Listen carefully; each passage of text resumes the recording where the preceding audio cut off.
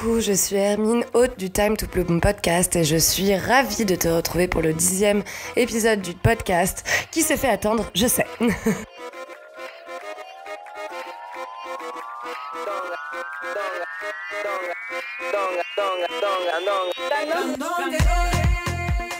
Oh là là, si tu savais combien je suis heureuse de te retrouver, d'une part parce que enfin je libère la pression sur mes épaules, parce que même si ça m'a rassurée d'entendre la chanteuse Adèle dire « Je m'en fiche si le monde m'oublie, s'il me faut 5 ans pour faire mon album, je prendrai le temps qu'il faut », et ben malgré tout, je me stressais quand même vachement parce que voilà, j'aurais vraiment aimé garder le rythme hebdomadaire de cet été pour ce podcast. Je vais vraiment essayer de m'y tenir. Cependant, c'est vrai que depuis que la rentrée des cours ont repris, je suis passée de 2 à 3 heures de cours par semaine à 13 à 14, sans compter au moins le double de transport en commun. Donc autant dire que j'ai vachement moins de temps. Et ça n'a pas l'air comme ça, mais le podcast, c'est très chronophage. Alors j'adore le faire, mais vraiment, j'insiste. Si tu peux m'aider, me donner un petit coup de pouce, partager le podcast, en parler autour de toi, le noter, le commenter, etc. pour le faire remonter, ça m'aiderait vachement à consacrer le temps nécessaire pour le réaliser avec amour.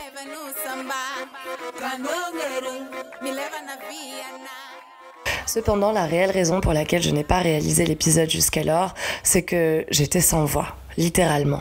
La définition de cette expression sur Internet dit « renvoie à la difficulté de traduire dans les mots l'éprouvé d'une émotion ». Et clairement, c'est bien ce à quoi j'ai fait face ce mois-ci. En effet, comme j'en avais déjà un peu parlé dans l'épisode 8, je savais qu'il fallait que je quitte mon appartement à la fin du mois, sans savoir où j'allais emménager. Aujourd'hui, je le sais, je l'ai appris le 19 septembre seulement au soir, donc j'ai bien eu le temps de paniquer, de me sentir bien instable, mais c'est bon, j'ai enfin trouvé un appartement. Au passage, merci beaucoup à toutes celles et ceux qui m'ont aidé pour l'opération Find a Roof pour Hermine. J'ai ainsi pu trouver un logement pour moi pour octobre, mais aussi pour une amie et le mec avec qui j'allais peut-être faire de la coloc, donc gratitude max. Mais bon voilà, j'ai eu le temps de bien flipper et puis de subir des trucs vraiment pas très cool, du genre me faire visiter plusieurs fois par les propriétaires. Même j'ai eu les nouveaux locataires qui sont venus un vendredi matin prendre des mesures dans l'appartement que j'avais vraiment pas envie de quitter, ne sachant pas où j'allais aller. Autant dire que j'ai vraiment passé un sale mois. Et comme ça suffisait pas, ma mère, qui est soi-disant la personne qui veut que mon bonheur, qui est heureuse que si je suis heureuse, a décidé de me coller une petite dépression surprise par-dessus de toutes les préoccupations donc de logement, d'argent, de carrière, etc. que j'avais déjà, en décidant de renvoyer en cassation la décision du tribunal prise en juin, l'opposant à mon père pour des sombres histoires de pension alimentaire qui durent depuis 20 ans. Donc en plus de la peine de cœur énorme que ça m'a provoqué, parce que c'est... J'ai même pas les mots en fait, donc je pense que le mieux encore ce serait de vous passer des petits extraits de l'enregistrement du rendez-vous que j'avais eu avec Dominique en mars dernier, qui avait donc analysé ma situation familiale à travers mon thème natal.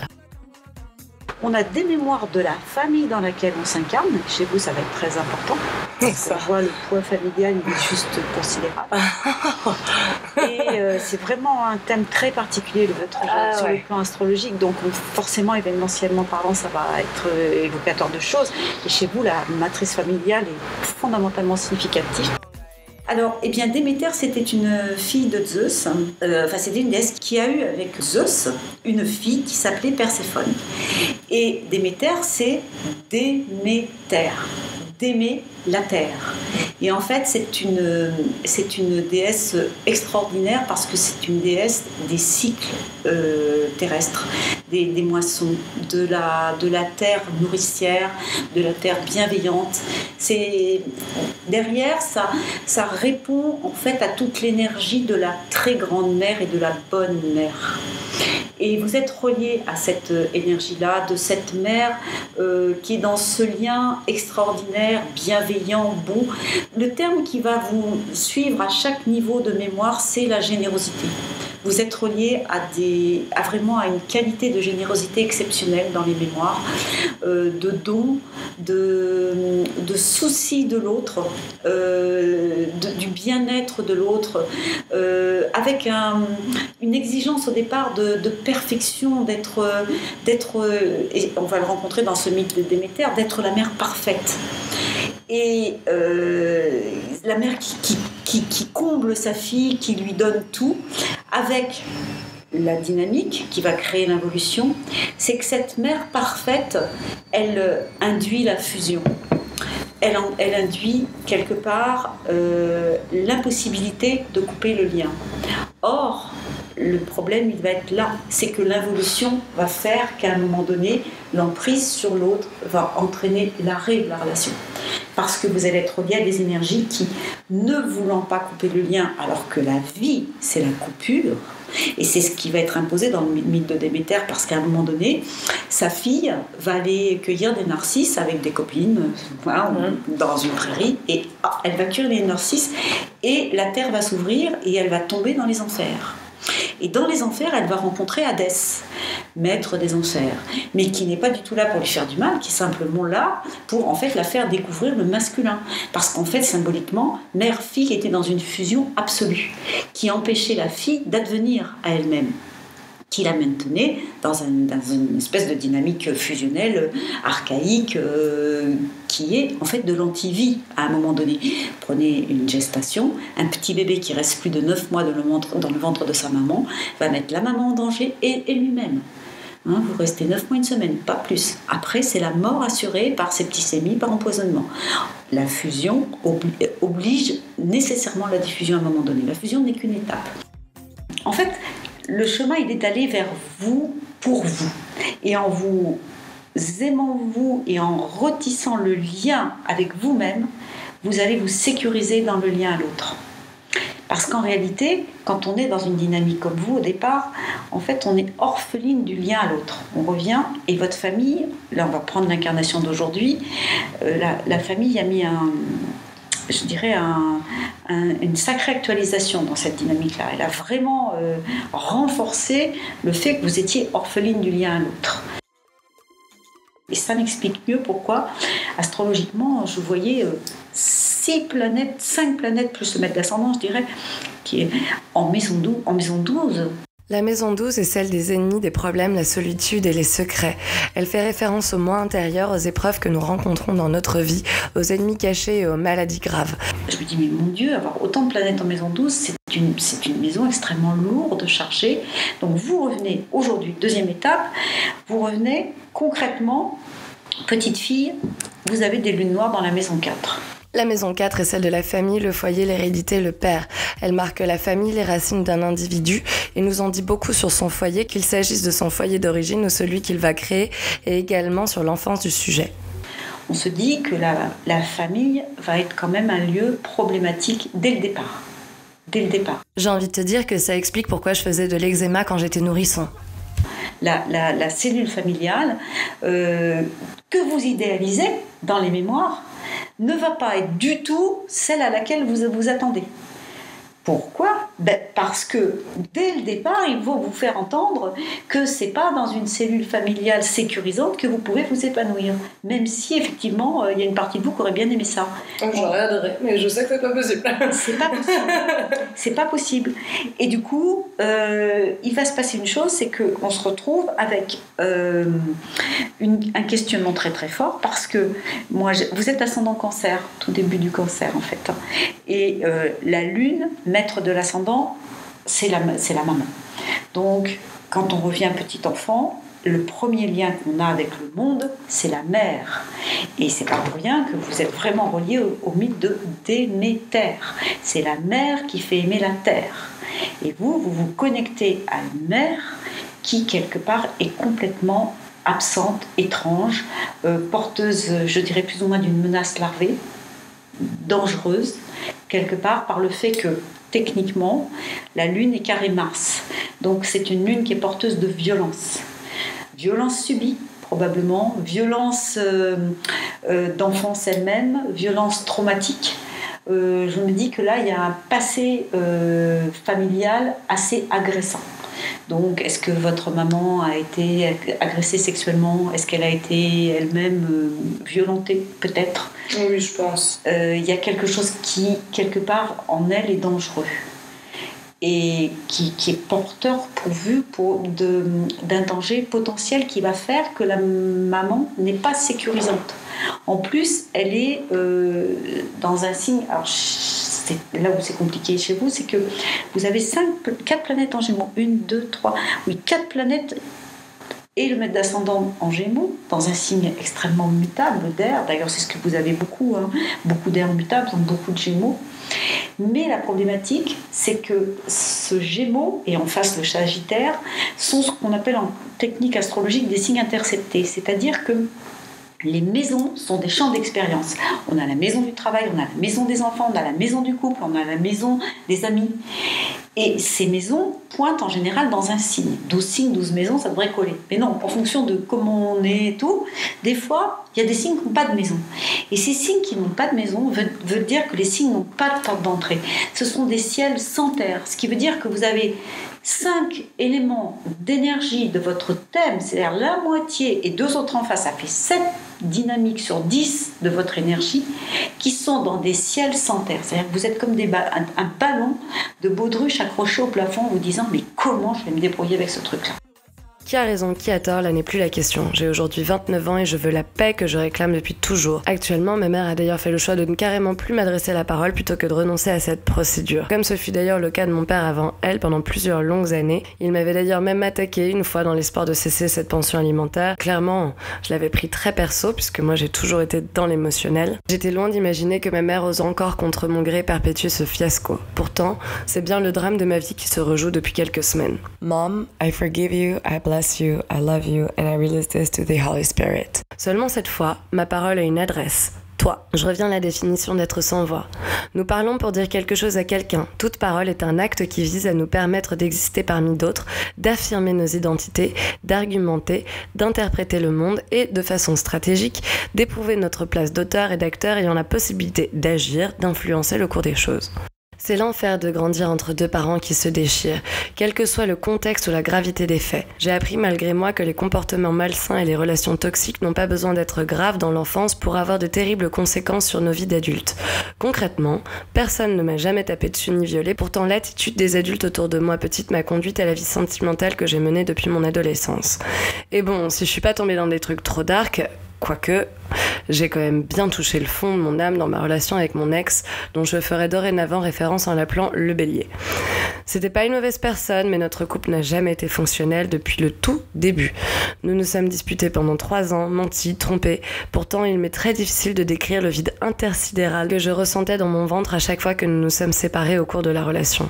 Des dizaines de fois. Pourtant, j'ai beaucoup de gratitude pour ce couple qui m'a causé tant de peine, parce que j'ai tiré de précieuses leçons de ce couple qui n'était que la conséquence de ces causes-là. Je n'ai pas eu le choix, j'avais le nez dans la merde, il a fallu que je la regarde, sinon c'était la loose totale. L'une d'entre elles est sûrement la plus importante, je ne suis pas la victime. La première fois que j'ai accepté de recevoir cette leçon, c'est en lisant le livre qui est un peu la genèse de mon Time to Bloom personnel, appelé Ces femmes qui aiment trop de Robin Nordwood. À l'époque, j'étais désespérée, ce couple me mettait vraiment dans une tristesse profonde et un jour, j'ai dû dépenser un avoir à la Fnac, il fallait que je le dépense le jour même. Je suis montée à la librairie, j'ai regardé les livres et je suis tombée nez à nez avec ce livre dont le sous-titre est « Pourquoi attirez-vous des hommes qui ne vous conviennent pas ?» Et du coup, évidemment, le livre m'a attirée. J'ai lu la 4e de couverture, je l'ai acheté et il a commencé à me transformer un petit peu. Il a préparé le terrain mental de mon propre Time to Bloom, disons. Grâce à ce livre, j'ai commencé à accepter ma part de responsabilité dans cette relation, voir mes propres torts comme le fait que j'essayais de contrôler sa vie, lui dire quoi faire et comment pour sa carrière alors que je savais même pas encore quoi faire de la mienne. J'étais à l'époque au chômage et complètement paumée. Pourtant, ça me rendait complètement hystéro quand il me disait « fais ta vie » lorsqu'on se disputait parce que j'avais vraiment l'impression d'agir dans son meilleur intérêt. Comme depuis quelques années où j'essaye de sortir ma mère de la dépression dans laquelle elle s'enfonce jour après jour. Mais malheureusement, je ne peux absolument rien faire, autant que mon ex, elle est responsable de la façon dont elle souhaite mener sa barque, même si c'est lamentablement. C'était une phrase que j'avais soulignée 3 fois dans les livres, je me souviens de cette phrase très très bien. Chacun est libre de mener sa barque comme il l'entend, même si c'est lamentablement. Alors oui, je te cache pas que c'est une leçon difficile à apprendre, mais comme le yoga, c'est une pratique. Il ne s'agit pas juste de comprendre la posture pour l'assimiler physiquement. Les liens dans la matière sont bien plus complexes que cela et ça prend parfois beaucoup de temps et beaucoup de pratique justement. Ainsi, depuis que j'ai appris que ma mère renvoie l'affaire dont on s'est cru débarrasser cet été, je travaille à me rappeler que la vie arrive pour moi, pas contre moi, comme le dit le docteur Wayne Dyer. Ça sonne vachement mieux en anglais d'ailleurs. Life happens for us, not to us. J'ai découvert l'existence de cet homme le jour de son décès. Tous mes English-speaking amis sur Facebook faisaient leurs hommages 2.0 à cet homme dont la sagesse m'inspire tous les jours. Si tu parles anglais, je te recommande vivement de regarder sa vidéo Top 10 Rules for Success sur la chaîne d'Evan Carmichael. Time to Bloom Approved. Je te mettrai le lien de la vidéo en description et d'une autre vidéo également où il parle pendant 2 petites minutes précisément de ce sujet de victimisation, où il explique que les gens nous feront toujours des choses mais que c'est notre responsabilité à nous de savoir comment on va réagir à ce que nous font les gens et à ne pas nous placer nous en victime car sinon on se fait du mal tout seul. Quand de mauvaises choses vous arrivent dans la vie, vous pouvez soit en tirer une leçon. Il n'y a pas d'accident dans cet univers parfait, il n'y a que des leçons. Tout ce qui vous arrive en est une. Vous avez le choix alors de l'apprendre ou d'en devenir la victime. Il y a une autre chaîne à laquelle je suis abonnée et dont je ne rate jamais une vidéo, c'est celle d'Elizabeth Harper. Time to Bloom Approved. Une médium d'une bienveillance et d'une douceur inouïe à laquelle je me sens profondément connectée. Chaque semaine, elle tire 3 cartes pour la semaine à venir et chaque semaine, elle invite à choisir une carte ou 2 ou même bouger le curseur jusqu'à un endroit dans la vidéo où tu as l'intuition d'aller directement. Chaque semaine, ces lectures sont pour moi d'une justesse troublante. Elles m'apportent et me permettent systématiquement d'entrer en contact avec ma propre intuition et affûtent ma clairvoyance. Si tu parles anglais, je t'invite à t'abonner à sa chaîne aussi, tu ne le regretteras pas, je vais te mettre le lien également dans la description. Bref, ce matin, alors que j'avais du mal à poursuivre la rédaction de cet épisode car je ne savais toujours pas où est-ce que je voulais aller avec tout ça, je voulais faire entendre ma voix, mais maintenant que j'ai la parole et une fois que j'ai dit que je voulais la paix, que puis-je faire de plus? En quoi est-ce que mon expérience peut servir aux autres? À ce moment-là, Elizabeth Harper a posté la vidéo de la semaine. J'ai pris une petite pause pour la regarder. J'ai fermé les yeux et j'ai glissé le curseur au moment où elle dit You may not think Pensez peut-être que cette situation est sans issue, mais cette carte dit que tout a une raison d'être dans votre vie. Il y a un objectif pour tout en ce monde. Il y a une raison pour chaque événement qui se produit dans votre vie. Une raison pour chaque personne qui se trouve dans votre vie. Les situations comme les gens, en fait, ne sont pas attirés par hasard. Et bim, j'avais l'angle de l'épisode. C'était trop magique à travers le canal de cette femme et de YouTube. Mes anges me rappellent encore cette leçon. Et là, à l'instant, alors que j'allais douter de ce que je venais d'écrire, une plume vient de tomber du ciel, d'entrer dans mon appartement et se poser juste à côté de mon lit, là, sur le coin. Comme si mon ange venait juste de s'asseoir à côté de moi.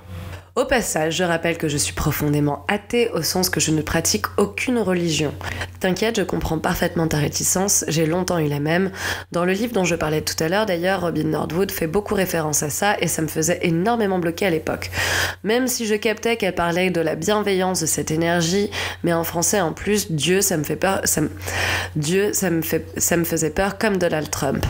Aujourd'hui, disons que Dieu, ça sonne un petit peu comme, j'aime pas trop, un peu comme une craie sur le tableau, quoi. Ça me fait quand même crisser des dents, même si maintenant j'ai compris de quoi il s'agissait. Donc ne t'inquiète pas, je ne vais pas chercher à te pousser à aller à l'église. By the way, je trouve ça rigolo le nombre de gens réticents à leur spiritualité mais qui veulent se marier à l'église. Just saying. #conditionnement. Bref, ce podcast comme le yoga n'a pas de religion mais toutes sont les bienvenues. Namasté. En revanche, je pourrais bien te faire l'apologie de la prière. Autant que de l'écriture, j'ai pu constater les bienfaits de parler, de demander, de répéter. J'insiste vraiment là-dessus, mais ça n'a rien à voir avec des bondieuseries, encore une fois, rien à voir avec un culte religieux. Il s'agit juste en fait d'une gymnastique mentale finalement, comparable à celle des asanas. Et comme les asanas, ça se pratique exactement comme on a envie. Il n'y a pas de règles, même d'un jour à l'autre, on peut changer. Par exemple, aujourd'hui, j'ai répété donc après Elizabeth Harper la prière de la carte. Dear God, please help me let go of Moi, à lâcher prise de cette situation. La La donner en foi et confiance à ta sagesse divine et ton amour infini, afin de résoudre et guérir toutes les situations et personnes concernées. Je l'ai traduit pour toi, mais personnellement, je préfère prier en anglais. It feels better. Je peux pas l'expliquer, je préfère, c'est comme ça. Mais parfois, je prie aussi en sanskrit.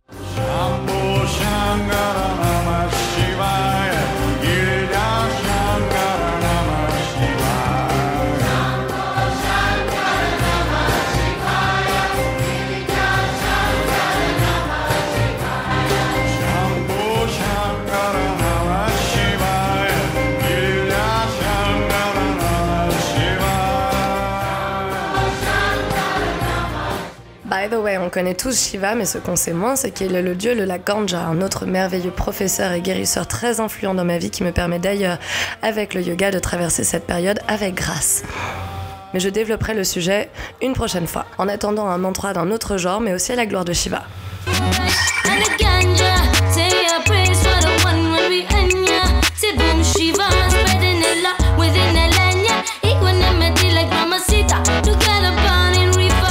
Anyway, pour en revenir à la carte, ce n'est pas la première fois que je la vois, je me souviens très bien de cette carte, c'est la toute première que j'ai tirée l'année dernière dans le tarot de Virginie, ma Reiki Master que tu peux aller trouver de ma part sur Instagram sous le nom de Reiki Pose Paris. Bloom! Je me souviens pour la première fois ne pas avoir été réticente à quelque chose qui parlait de Dieu, en français en plus. Au contraire, je l'avais prise en photo, je me rappelle très bien me la répéter en boucle dans ma tête comme un mantra sur ma longboard en rentrant chez moi après la séance. Je me souviens avoir été fascinée par la précision, la justesse de cette réponse en fait de la carte par rapport au sujet dont on avait parlé à l'époque. Et si je dis pas de bêtises, il me semble que c'était un jour où j'étais très préoccupée par mon père, donc que j'avais pas vu depuis très longtemps. Mais ça, je suis plus sûre. En tout cas, je me souviens que ça m'avait vraiment marqué. J'en ai tiré une deuxième chez elle qui m'avait fait vachement de bien. Et du coup, après, j'avais acheté les propres miennes que je tire donc depuis un peu plus d'un an et qui sont une véritable béquille aussi, jour après jour.